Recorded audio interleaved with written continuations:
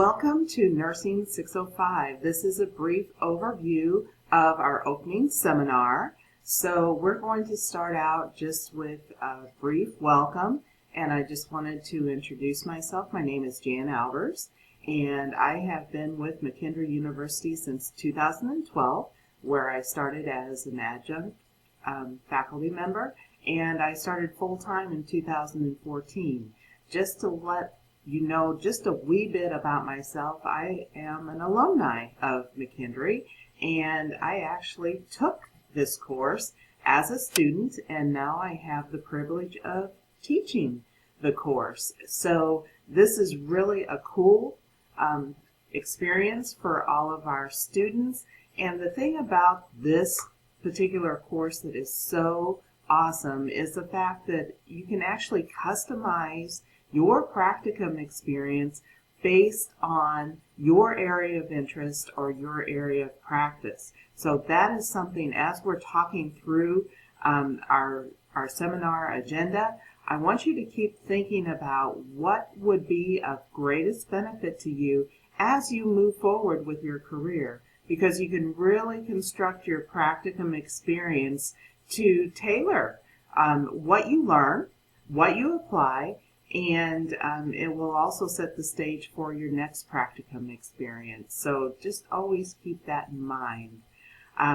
As we're looking at the practicum itself, we're going to go through our plan for success, and that actually is a synopsis of most everything that's enclosed within the course itself. So let me go ahead and get that up.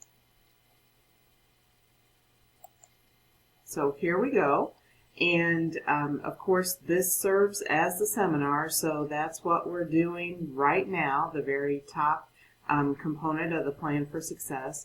And then as you're preparing for your practicum, there are actually 5 key components that you need to complete before you start your practicum hours. And this is also delineated within the course as well. But you need to find your preceptor. You need to assure that there is a contract with the preceptor's agency.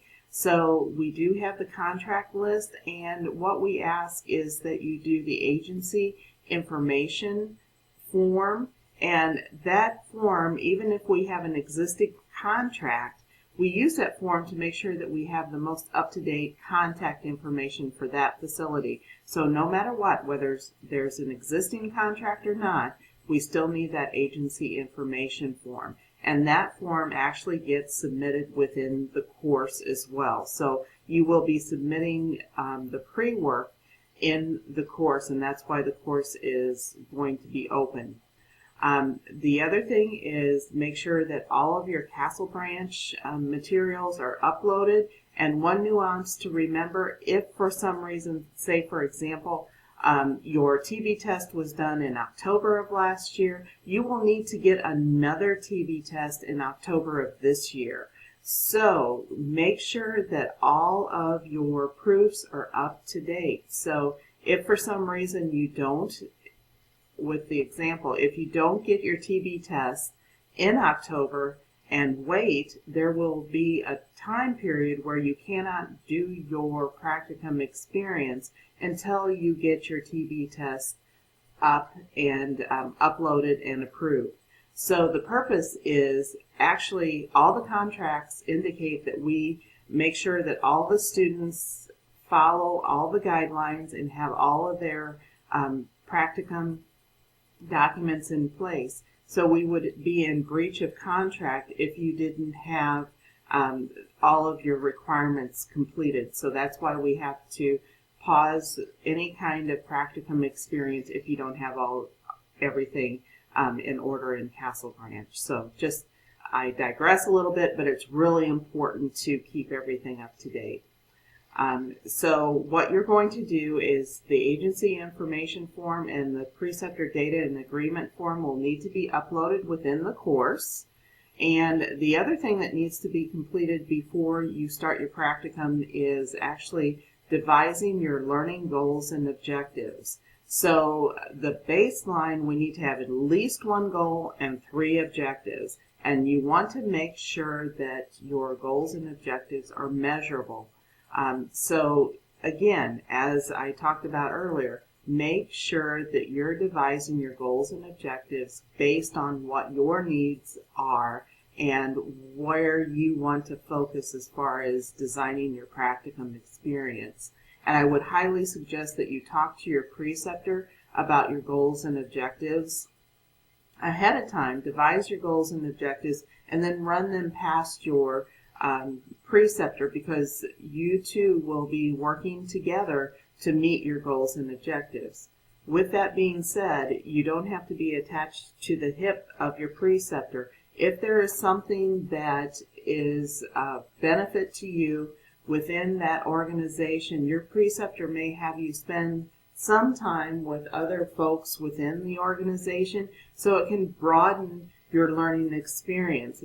But the preceptor actually needs to spend the majority of time with you and actually kind of coordinate your practicum experience. So for example, in looking down at the journal entries, if you want to spend time with someone who does some of the other programs or works with coordination of care within that organization, you can most certainly spend time with that person in addition to your preceptor so that you can broaden your experience and really focus on those types of things. And just keep in mind to really customize this experience to your benefit and work with your preceptor to expand your experience. In addition, you will be doing a self-evaluation, and please note that all the due dates for the practicum experience are later in the practicum timeline, and the purpose is so because many students are on different time frames as far as when they're doing their practicum hours, so all the dates are later. But if you actually are completing your practicum experiences and want to submit your assignments before the dates that they're due, please do so. Make sure that you're doing your assignments in real time, and especially important when you're doing your journal entries. You want to make sure that you're able to do those journal entries in real time so that you can remember and really reflect on those experiences. So even though all 3 journal entries are due in November, at the end of November, as you have those experiences, please submit those journal entries, because it will help you as far as not only grade-wise, it will help you to really reflect on the experiences and really think about those factors that coordinate with what you've learned through the master's program. So that's one of the key elements of the journals, is really reflecting on your concepts that you've learned through the MSN program, and now you're able to witness that in practice. So going back to the change plan that is due November the 16th, this is a change proposal, and it sort of sets the stage for your next practicum experience. You will actually be implementing a change process within the organization that you have your practicum next time. So they don't have to be the same change project, because you'll probably be at a different facility. But this sort of sets the stage, getting you ready for the next project that you'll be doing in your next practicum experience. So overall, we're looking at 60 practicum hours with your preceptor. And your preceptor will be doing an evaluation on you. And as you can see down below, there's actually quite a significant amount of your grade is attributed to the preceptor evaluation of the student, about 25% of your grade. So keep that in mind as you're doing your practicum experience.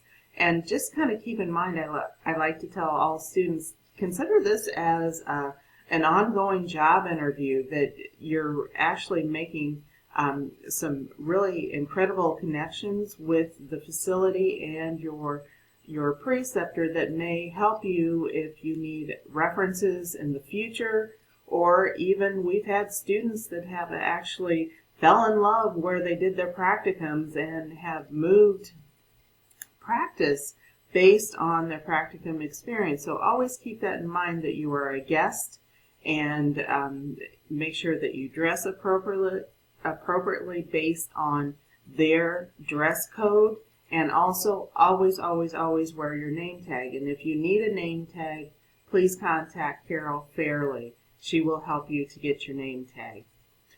You will also be logging your practicum hours. You'll be logging the dates and the hours that you spend with your preceptor, and just a brief overview of what you've done during your experience. And that is very different from the journal entries, and we'll go through that in a wee bit here in a minute.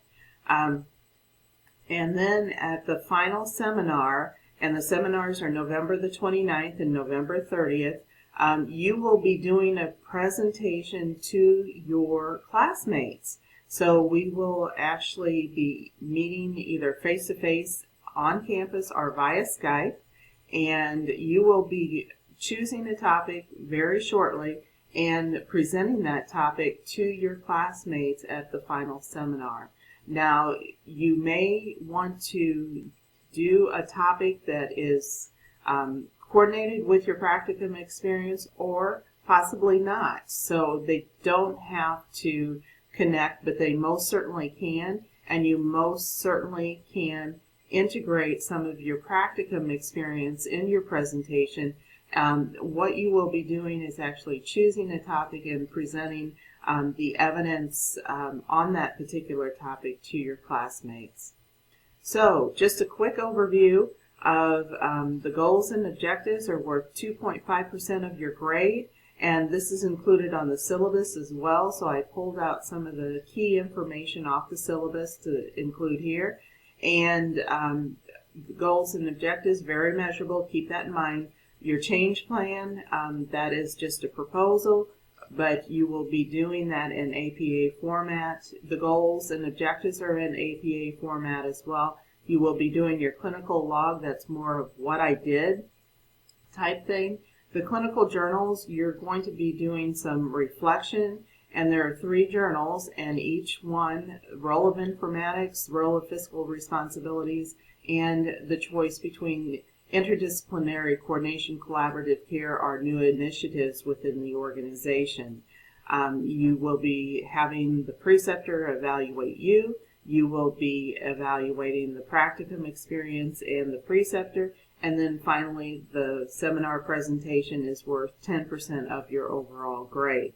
Now, as we're looking at some of the reflective thinking that I'm expecting through the clinical journals, what I want you to do is think about a challenging experience that you've recently had at work. And I'm going to ask you some questions, and I just want you to think about that particular experience as I'm asking you questions. And this is sort of the process that you need to go through when you're doing your journals.